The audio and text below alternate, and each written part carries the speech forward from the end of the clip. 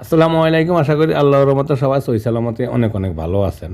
আলু এবং ময়দা দিয়ে সিদ্ধ করা আলু আর ময়দা দিয়ে ঝটপট বিকেলের একটা নাস্তা রেসিপি তৈরি করে নিলাম। আপনারা খুব সহজে রেসিপিটা তৈরি করে নিতে পারেন। অত্যন্ত মজার একটা রেসিপি। তাহলে চলুন শুরু করে যাক। এখানে বয়েল করা একটা আলু আমি নিয়ে নিছি। আলুটা চামড়া ফালিয়ে নিয়ে নিছি। এখানে মিডিয়াম সাইজের একটা আলু, একেবারে বড় না আর একেবারে ছোট না। এবার একটা গ্রেটার দিয়ে আমি আলুগুলো গ্রেট করে নিব। সম্পূর্ণ আলুটা গ্রেট করে নিব। আলুটা গ্রেট করে নিলে কী হয়, ময়দার সাথে একটু মাখতে সুবিধা হয়। আমি আলুটা গ্রেট করে নিয়ে নিলাম। আলু গ্রেট করা হয়ে গেলে এতে আমি দিয়ে দিব মিডিয়াম সাইজের একটা পেঁয়াজ কুচি। আর এখানে 3-4 কোষ হবে, 4 কোষ রসুন কুচি নিয়ে নিলাম। পেঁয়াজ এবং রসুন কুচিগুলো দিয়ে আমি এতে দিয়ে দিব আদা চা চামচ শুকনো মরিচের গুঁড়ো, একটু জাল হওয়ার জন্য। আমি কাঁচামরিচ এখানে ব্যবহার করি নাই। তারপর একটা স্প্যাচুলা দিয়ে ভালো করে প্রথমে একটু মেখে নিব আলু, পেঁয়াজ এবং মরিচগুলো। তারপরে এতে দিয়ে দিব আমি 1 কাপ হোয়াইট ফ্লাওয়ার। তারপরে দিয়ে দিব স্বাদ মতো একটু লবণ।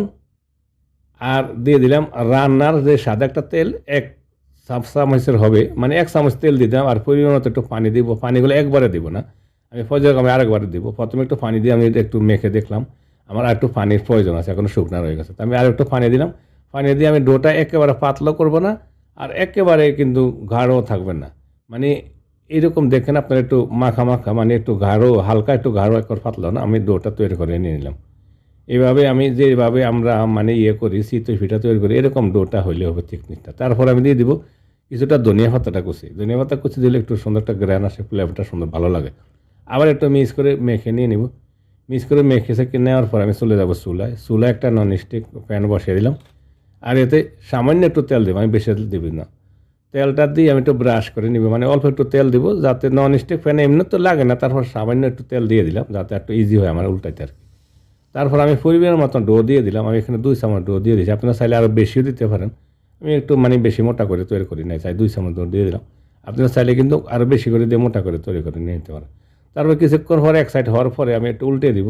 যেভাবে আমরা ডিম ফ্রাই করি এরকম আর কি। কিছুক্ষণ এক সাইডে উল্টে দিব, উল্টে একটু কালার করে নিব। এইভাবে উল্টে পাল্টে কয়েকটা উল্টে পাল্টে দিয়ে আমি একটু ক্রিস্পি করে কালার করে নিয়ে ফ্রাই করে নিয়ে নিব নাস্তাটা। কয়েকবার এভাবে উল্টে দেওয়ার পরে আস্তে আস্তে ধীরে ধীরে যখন কালার আসা শুরু করবে, নাস্তাটা সুন্দর মতন একটা ক্রিস্পি হওয়া শুরু করবে আর সুন্দর একটা কালার আসবে। যখন এভাবে সুন্দর দোনো ফিট কালার এসে ভালো একটা ক্রিস্পি হয়ে ফ্রাই হয়ে যায়, তো আমি একটা প্লেটে উঠে নিলাম। এইভাবে বাকি নাস্তাগুলো ফিটের মতো তৈরি করে উঠে নেব। আমি আরেকটা দেখাই আপনাদের, একটু তেল দিয়ে তারপরে দিয়ে দিলাম 2 চামচ।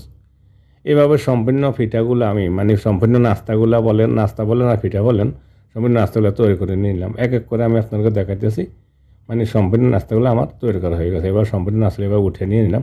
খুবই মজা লাগে এভাবে ঝটফট উপায়ে তৈরি আলু দিয়ে নাস্তা রেসিপি। এবার আপনারা এই নাস্তাতে যে আমি একটু কেচাপ দিয়ে পরিবেশন করব। আপনারা যে কোনো সস, মরিচের সস, গার্লিক এবং চিলি সস দিয়ে খেতে পারেন। আশা করি রেসিপিটা আপনাদের ভালো লাগবে। সাথে থেকে পুরো রেসিপি দেখা যাবে। ধন্যবাদ। সবাই ভালো থাকুন। আল্লাহ হাফিজ।